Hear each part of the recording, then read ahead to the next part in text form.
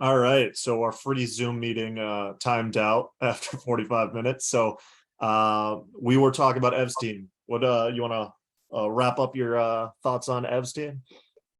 Yeah, I was kind of getting into the part that I didn't like, which is the running backs. But you look at the receivers, starting out with CeeDee Lamb and then getting two, arguably three of the more coveted rookie receivers. I think this team is in a position to really see its assets appreciate in value. And given this surplus of young talent, this team definitely does have like dynasty potential down the road if it is able to find a way to buy some running back support when its championship window kind of opens. Yeah, I what I like, T-Law and Trey Lance. You got two shots at the lotto ticket of two QBs, very young, who can really throw the ball. I don't know if you saw that highlight throw that Trey Lance threw in practice a couple days ago, but truly like a Patrick Mahomes like throw. And then people forget that T-Law can wiggle. He can get out of the pocket. He can get some yards on the ground, showing some fantasy value there. Really like those QBs. And then, I mean, he's got the QB position wrapped up for the next 15 years. And then he goes ahead and grabs Tom Brady as well, who could still be playing 15 years from now. We don't know. So he's locked in on the QB position for the future to come. And then, like you said, the wide receiver position as well. Drake London, Treylon Burks. I really like the Treylon Burks pick. Yes. Having some issues in camp with the asthma and stuff like that, but who else are they going to throw it to in that offense? So really like Treylon Burks. Getting Darren Waller in the 6th, not a bad pick. He had a down year last year and a little bit more competition for targets in that offense now. But Darren Waller at 28, 29, not too bad. But like you said, the running backs, I don't see the value there. Dalvin Cook was helped off the field today in preseason practice. Looks like it's a finger issue. So we'll see how long he's out for that. J.K. Dobbins, obviously in a great offense, but he's already shown some injury concern. And then Rashad Penny, I don't see how you can return value on Rashad Penny in the 9th round. He's always injured.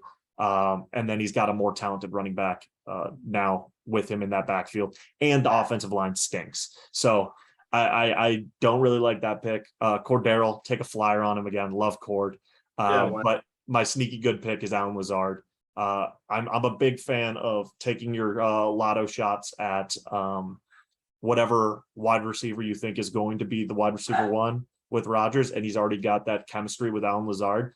In the 11th round, I think that's great value for Allen Lazard, and a great asset for the team. It's your team. Talk us through how you're feeling. Oh boy. This is my team. I kind of hate it right now, how it's set up. I kind of think I've set myself up to be kind of just muddling through some mediocrity. Like, I don't know. I see a lot of like 6th and 7th seeds, 6th and 7th seed finishes for me in my future. I don't really know. There are a couple of picks that I have some buyer's remorse on. Not sure I needed to take Tyreek Hill in the 3rd there. I kind of would have liked to have had Travis Etienne over him, looking back. Just knowing how my running back situation ended up playing out. Deontay Johnson, I think that I'm really needing him to re-sign an extension. I know that there's some drama with that, but hopefully he signs that. I'll feel a little bit better about that pick. I'm kind of warming up to my Jahan Dotson pick. I basically picked him, not even really having done any homework on him, but just kind of knowing that he was a rookie receiver and my team needed that sort of thing. But I am kind of warming up to him. He kind of seems like he's going to step right in as the number 2 in Washington. And that seems to be kind of a team where we kind of undervalue rookies. I don't know. I'm just crossing my fingers there. I do have to say I kind of love my Ramondre Stevenson pick. Thank God he fell to me at that point. Otherwise, I've been fucked at the running back position forever. Um, I'm a little. I took a flyer on Will Fuller in this most recent round. He was a guy I was kind of targeting because I know that, you know, who knows if anybody else in the league was even looking at him besides me. But I know that the second he signs on a team, I guess there's kind of an if he signs, but I think it seems like he probably will get on a team. If not, if it isn't soon, it's probably, you know, in the middle of the preseason, you know, probably the Browns or something like that. You know, I know his value will actually pop a little bit. So that's kind of where I'm sitting on my team. I don't really think it has much of an identity. I don't think I did a good job of like putting myself in a direction. So not a big fan of how my team sits, but we'll see how it goes. Yeah, but you've always been your biggest critic when it comes to your roster. I know all of our rankings last year, you ended up putting yourself lower than I put you. What I love about your picks so far is each time you took a running back, you got incredible value.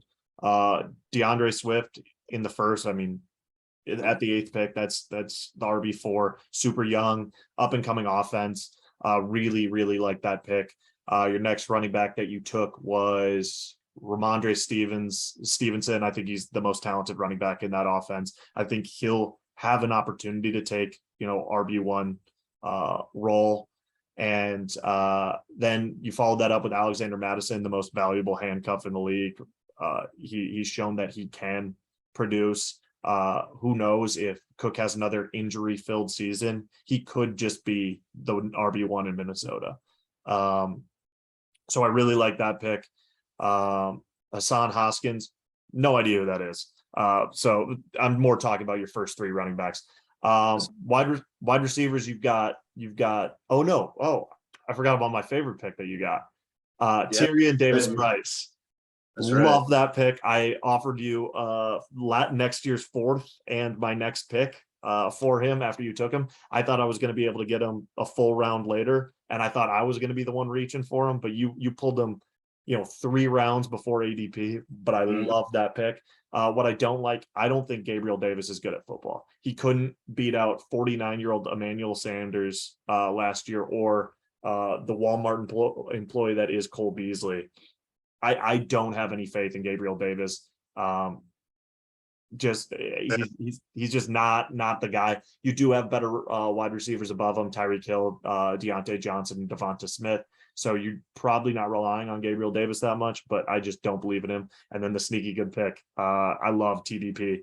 I'd say he's got a 30% chance of taking that bell cow role in the 49ers offense, and they run the football extraordinarily efficiently. He's not the most talented guy out there, but he's a big guy. He's a bruiser. He powers through hits.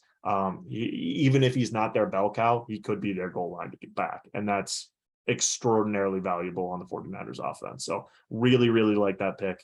And I'll even offer you a 3rd and whoever I took with my 14th pick in order to get him off your hands.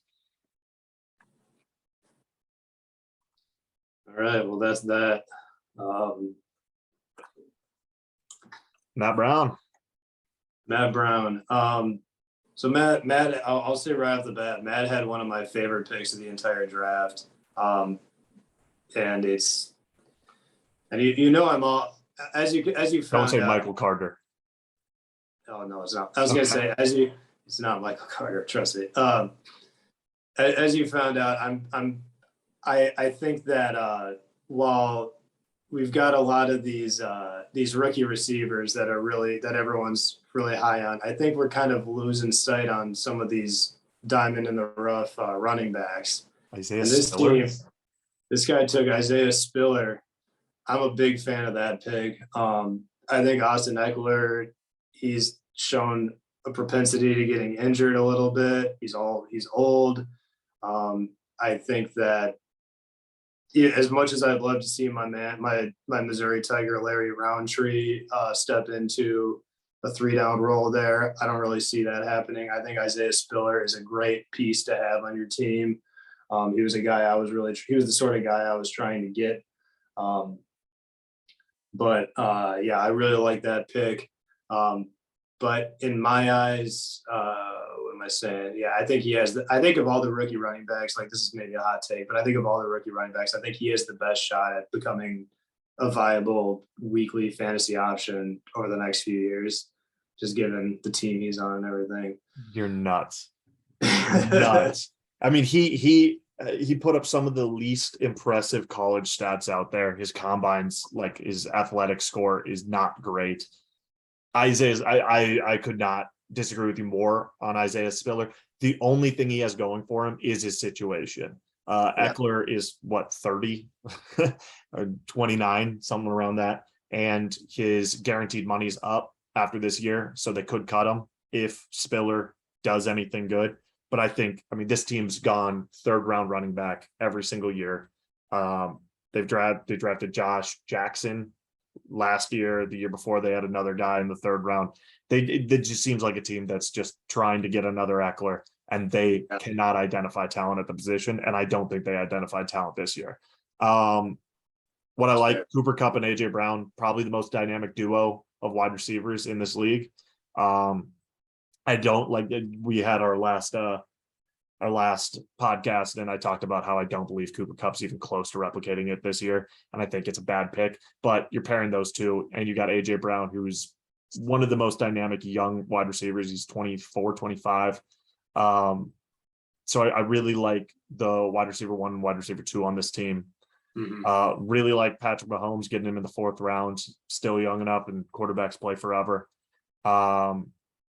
What I don't like is the running back position. Alvin Kamara clearly facing some sort of suspension. Andy's getting old, so you're missing some of the prime games he has left.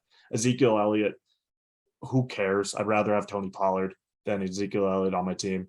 Damian Harris, not a big believer in him. Michael Carter, he's going to lose out a ton of touches to Breece Hall. Breece Hall can really do it all. I'm not trying to pitch you guys on how great my team is, but Breece Hall is just a more talented Michael Carter. Sony Michel, I guess, like running back is absolutely a area of concern for this team. Sneaky good picks. I do love Terrace Marshall Jr. I really liked him coming out of college. He showed up a lot on those LSU teams that were stacked at wide receiver. Didn't have much quarterback play last year, so let's see if Baker is a little bit better and can return on that value at 13th round. I think Terrace Marshall is a great pick. And I also really like the Curtis Samuel. We're a couple years removed from Curtis Samuel being a viable fantasy option. He's 25, 26, still young enough, new offense. He was injured last year. He could absolutely return on that 15th and be very good value there. But I just do not trust any of the running backs on this team going forward. Brad, what do you think about this team so far? So I said in my analysis, if there's like one team for whatever reason that I felt like I wasn't really paying attention to while they were making their picks, it was this team. But now that I'm looking at this team, I have it written out in front of me. I definitely think that this team kind of has some good pieces to make it to have some sustainable success just kind of right out of the gate. Just looking at just breaking it open. I mean, Javonte, like, see the beauty of like the Javonte Williams and DeAndre. If you want to say like Javonte Williams and DeAndre Swift are kind of in the same tier as running backs. The beauty of that tier is like you don't have to draft a running back that's already peaked or on the decline, because running backs just have such a short shelf life. Mm-hmm. And so you get a guy that you can anchor your team around for the next 5+ years. Then you set yourself up tight end, quarterback for the foreseeable future. So right off the bat, Bradley was like looking pretty good. The receiver position is pretty rough, I would say. I think Chris Godwin is sneaky young. He's 26, which he was a guy I was kind of intrigued by going into the draft. I think I think like him getting Brad picking Chris Godwin 2 picks before I picked Deontay Johnson made me kind of like angry pick Deontay Johnson because I wanted Chris Godwin there. But yeah, you look at it, then you got a guy like Elijah Moore. I've already talked about him. I think he's kind of the jet that actually he's probably the safest jet to draft in this startup. I will say I'm not a fan of Josh Jacobs at all. He's entering a contract year, not the best position. Plus, he's going to probably be losing some goal line opportunities with all the new talent that's been brought in. We all know about that. Sky Moore, great pick there. I like that one. He's a guy I was tracking. I had this bolded as a pick. Christian Kirk as well. New team in Jacksonville. Could be Trevor Lawrence's alpha right out of the gate.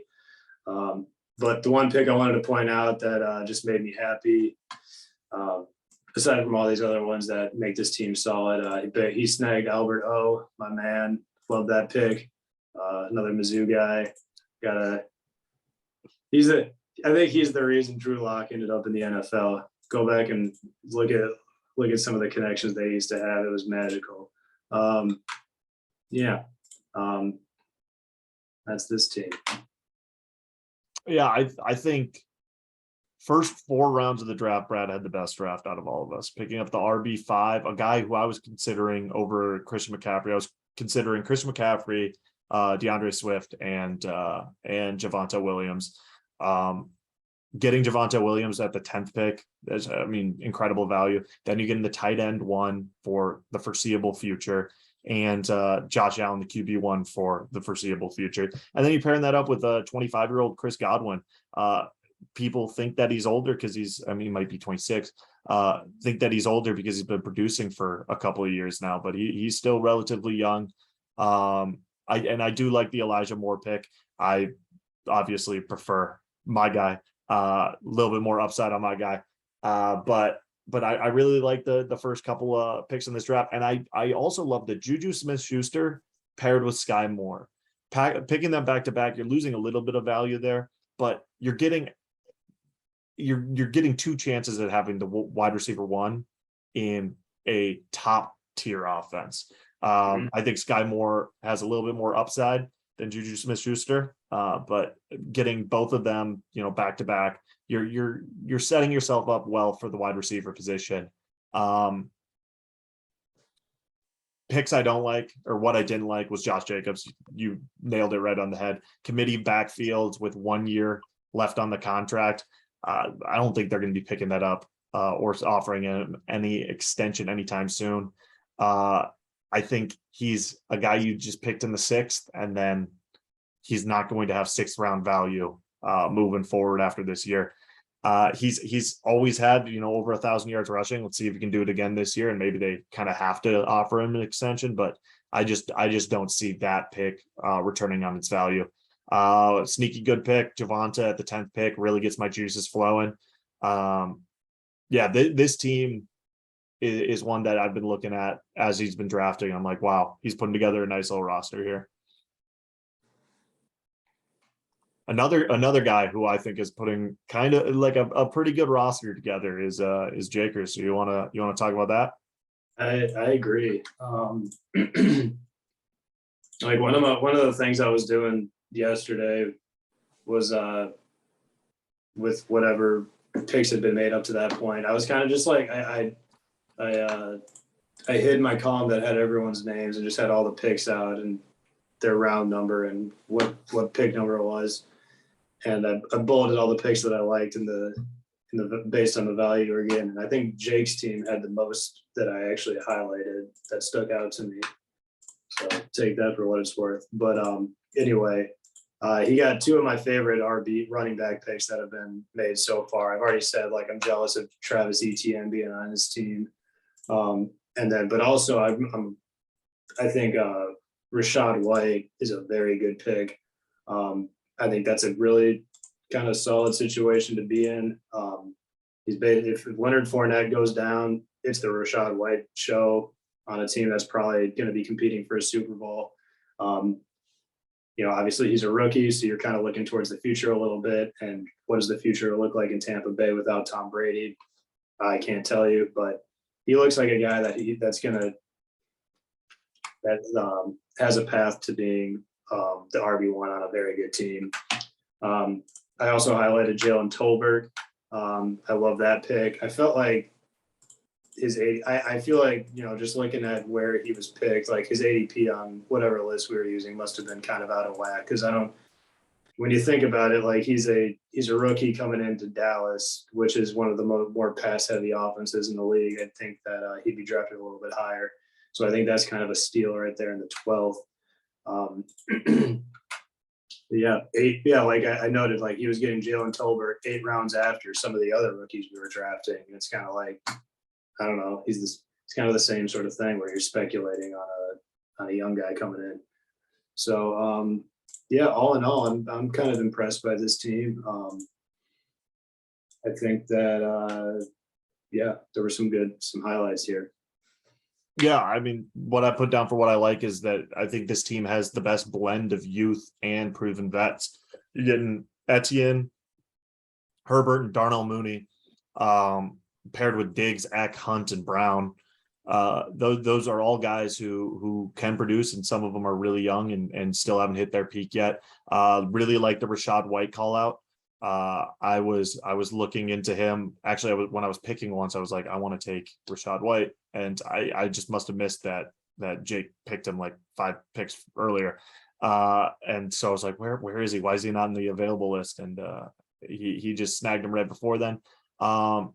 Picked up Chuba Hubbard, my handcuff. I tried to offer him a future 5th in order to get Chuba back, and he said no. I do like the KJ Osborne pick. He had a pretty decent year last year, and with Adam Thielen getting up there in age, I think that there's a realistic chance that KJ Osborne becomes the wide receiver 2 in the Minnesota Vikings offense.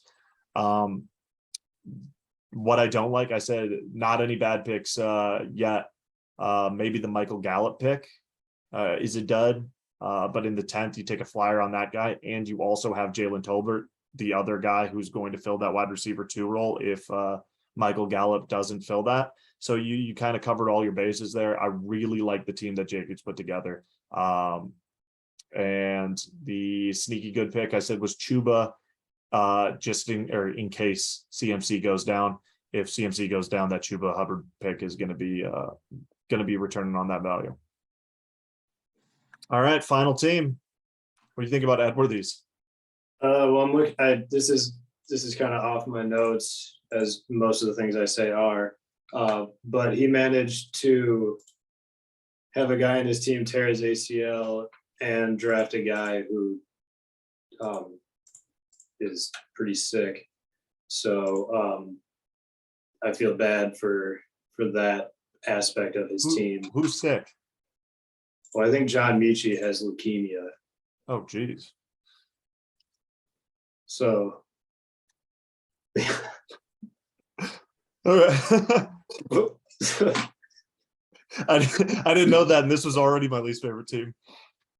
So, pour one out. I'm sure, but don't pour one out yet. He's not dead yet. True. All right. So now that we've shed a tear, we'll get into kind of the Myles Gaskins just taken live on the show, even though his name is not Gaskins.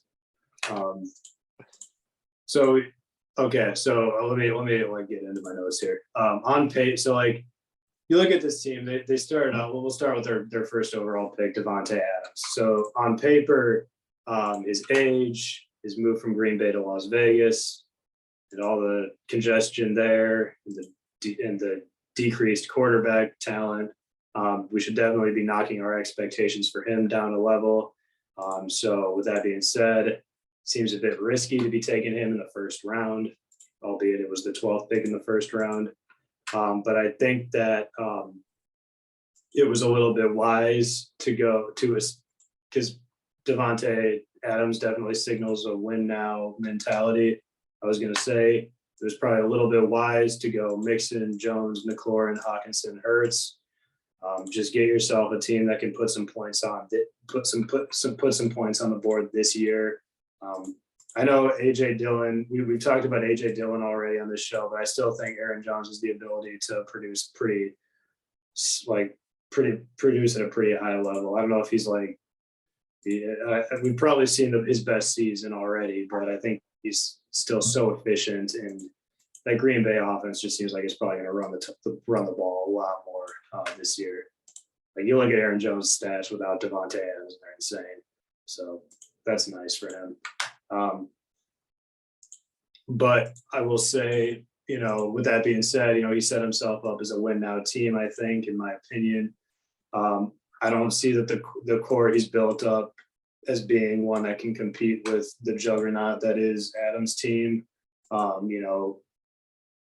You've got the core of Derrick Henry, Deebo Samuel, and Travis Kelce against the core of Aaron. Well, I mean, you gotta look at it and you're like, well, maybe.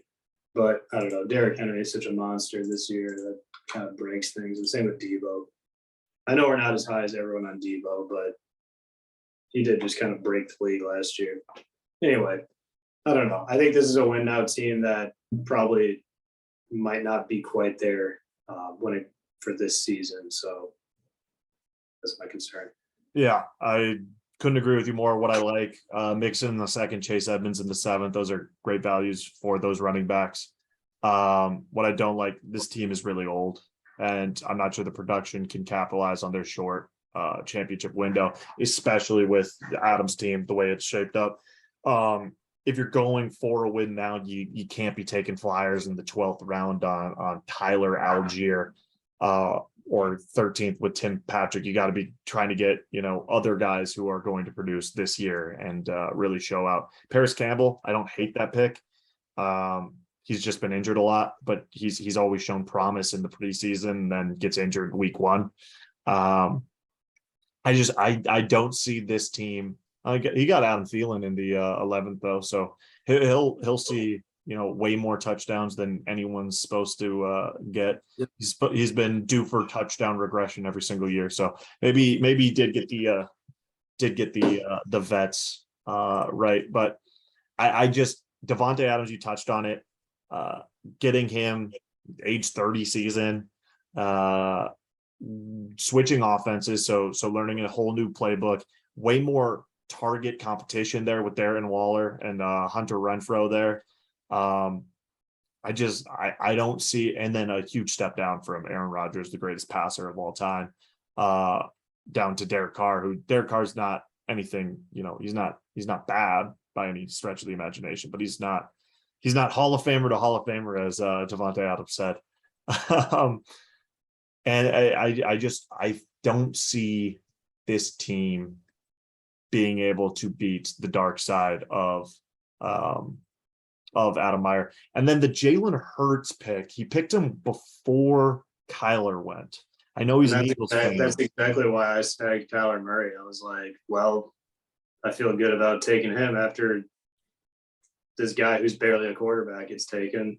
Yeah. I mean, if you've ever watched the Eagles play, which I'm sure he has, seeing that he's an Eagles fan, you know that Jalen Hurts doesn't have a future, like a long future in the league.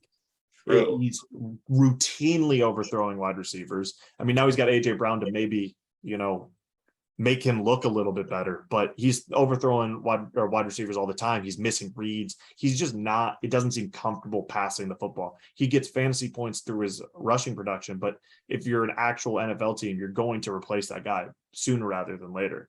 And so I think that looking back on this 3-4 years from now, we're really going to question that Jalen Hurts pick.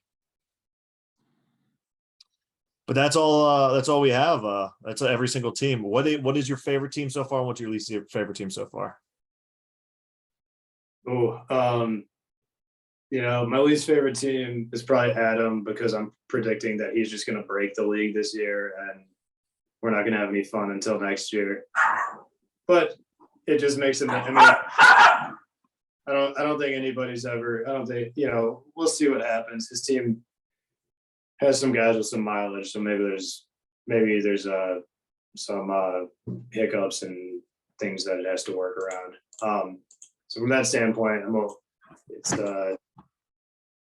kind of a love to hate sort of situation where it's like, So like there's this team that's like the Dodgers, and they just went out and bought all their studs. I think my favorite, like there are a handful of teams that I like.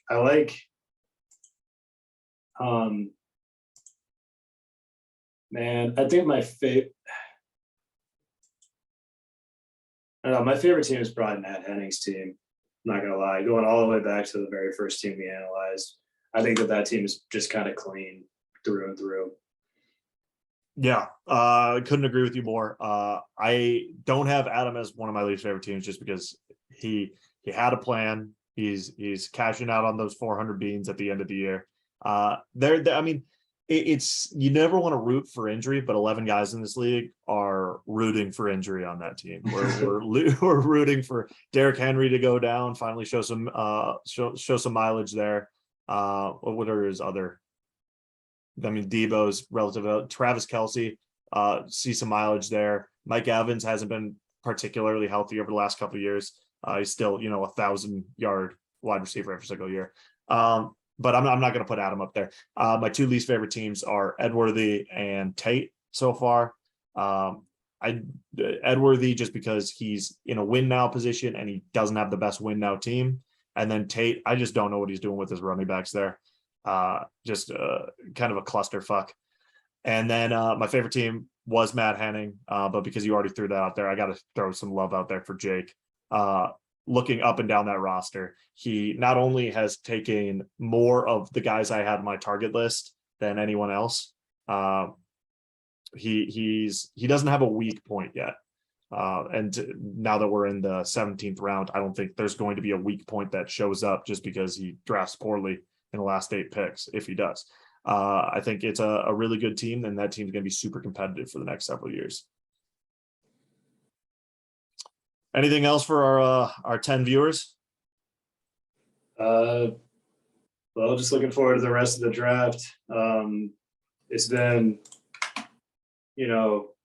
quick moving so far. We've been rapid fire making all these picks. Hopefully we can keep it up. We've been making like a pig an hour. We're killing it. We're on pace to be finished in about a week. It's great. Yeah, next week we're back with we're gonna do rankings of each team based on timeline. So rankings for this year, rankings 2 to 5 years or 2 to 3 years, or what do you want to do for those? Something like that. Yeah, so we'll break it up in time frames and do breakdowns of how we rank each teams over those time frames. So make sure to hit that subscribe button, obviously. Ring that bell. So comment down below which one's your favorite team. Thank you for joining me again today, Joe. All right. Have a good one. Good one. Bye.